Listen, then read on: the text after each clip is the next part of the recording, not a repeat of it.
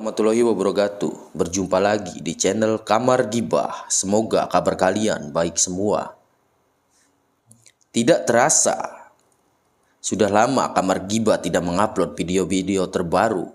Oke, di video kali ini saya akan menceritakan sebuah kisah nyata seorang wanita yang mengaku pernah melakukan perjalanan seram.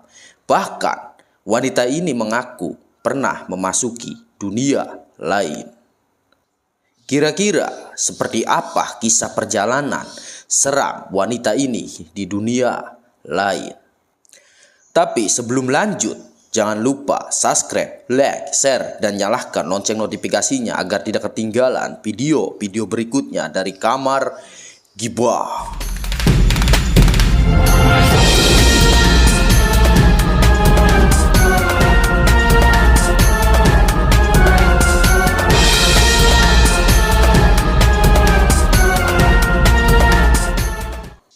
Sebut saja namanya Elsa. Elsa ini adalah seorang perempuan yang berusia 20 tahun. Di tahun 2025, Elsa ini akan dipekerjakan di pabrik kayu putih daerah Jawa Barat. Saat itu, Elsa akan melakukan perjalanan ke suatu pabrik yang akan dipekerjakan. Namun, Elsa berangkat dari rumah pas waktu saat azan maghrib berkumandang. Perkiraan Elsa berangkat dari rumah sampai lokasi sekitar 3-4 jam. Elsa berangkat dari rumah diantar temannya yang kebetulan temannya itu satu arah tujuannya, namun beda lokasi pekerjaan. Sebut saja temannya Elsa ini namanya Linda. Di sepanjang perjalanan, Linda ini bercerita tentang suka dukanya, pengalaman merantaunya. Kurang lebih sekitar 2 jam perjalanan, mereka berdua sepakat untuk beristirahat sebentar. Mereka berdua berhenti di sebuah warung pinggir jalan. Namun, tidak untuk membeli sesuatu karena mereka membawa bekal sendiri. Di warung tersebut, ada beberapa orang yang sedang beristirahat juga. Namun awalnya, Elsa dan Linda tidak menyadari kalau ada kejanggalan dari beberapa orang di warung itu. Tidak lama kemudian, Elsa dan Linda melanjutkan perjalanan kembali.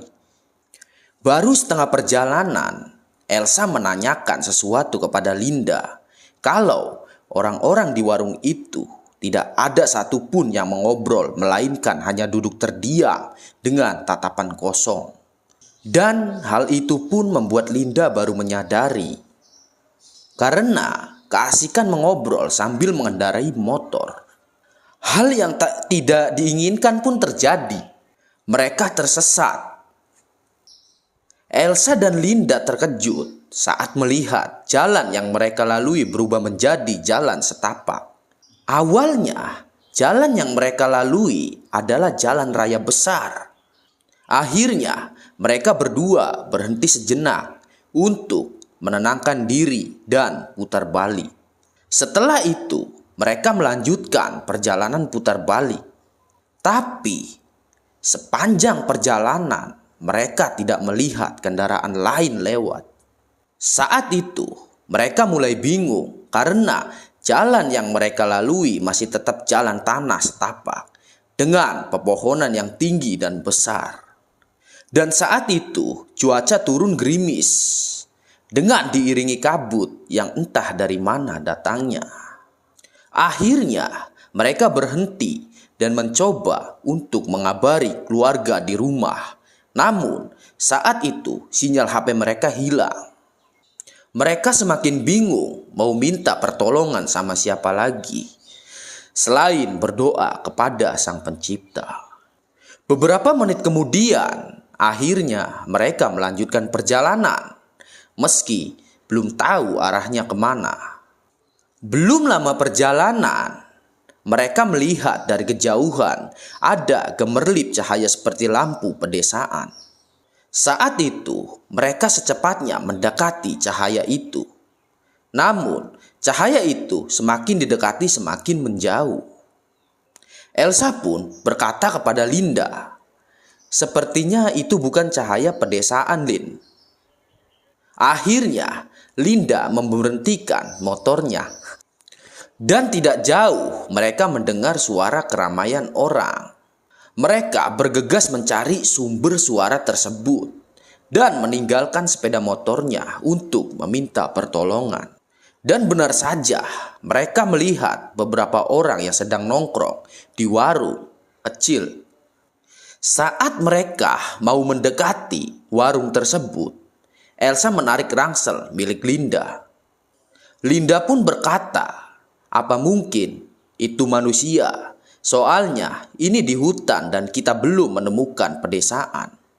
Tapi Linda meyakinkan Elsa kalau mereka itu manusia. Setelah mereka datangi dan menanyakan ini di daerah mana, tak satu pun yang menjawab, melainkan mereka menatap Linda dan Elsa dengan pandangan yang kosong.